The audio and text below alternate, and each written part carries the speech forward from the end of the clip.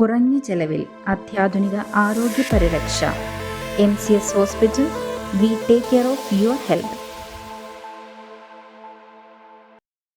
മൂവാറ്റുപുഴ കോടതി സമുച്ചയത്തിൽ 79ാമത് സ്വാതന്ത്ര്യ ദിനാചരണം നടത്തി. Bar association president advocate Jose Varghese ദേശീയ പതാക ഉയർത്തി.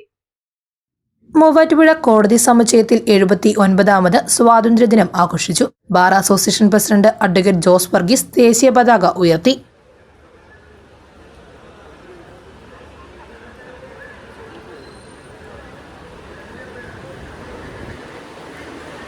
जनगणमन अधिनायक जय हे भारत भाग्य विधाता पंजाब सिंध गुजरात मराठा. താലൂക്കിലെ എല്ലാ ജുഡീഷ്യൽ ഓഫീസർമാരോടൊപ്പം ദേശീയ പതാകയെ സല്യൂട്ട് ചെയ്തു.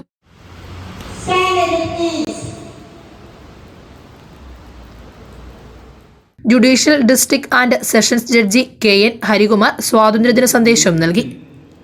വാസ്കോ ഡ ഗാമ ഇന്ത്യയിൽ വന്നു, സമുദ്രമാർഗം വന്നു. അവരുടെ വരവിൻ്റെ ഉദ്ദേശം എന്ന് പറയുന്നത് നമ്മുടെ ഇന്ത്യയിലെ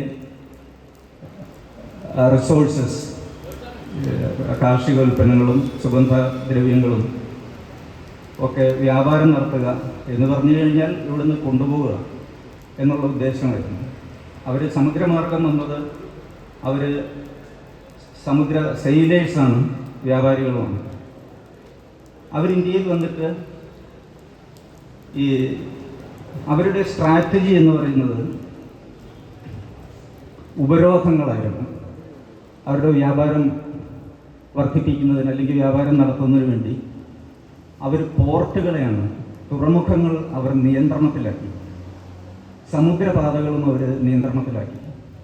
ഈ പല പോർട്ടുകളും, പ്രധാനപ്പെട്ട പോർട്ടുകളൊക്കെ അവരുടെ നിയന്ത്രണത്തിലാക്കി. അതിനുവേണ്ടി അവർ ആയുധങ്ങൾ ഉപയോഗിച്ചു. സമുദ്രപാതകൾ നിയന്ത്രണത്തിലാക്കി.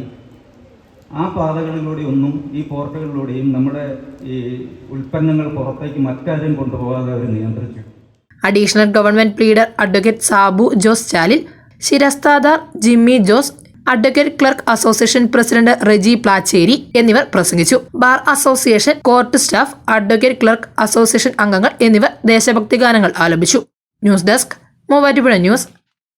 എന്റെ കാഴ്ചയ്ക്ക് ചില ബുദ്ധിമുട്ടുകൾ അനുഭവപ്പെടാൻ തുടങ്ങിയത് ഈയിടെയാ. ആദ്യം ടെൻഷനായി.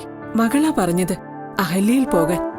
അഹല്യയ്ക്ക് 30 വർഷത്തെ പാരമ്പര്യവും വിശ്വസ്തതയുമുണ്ട്.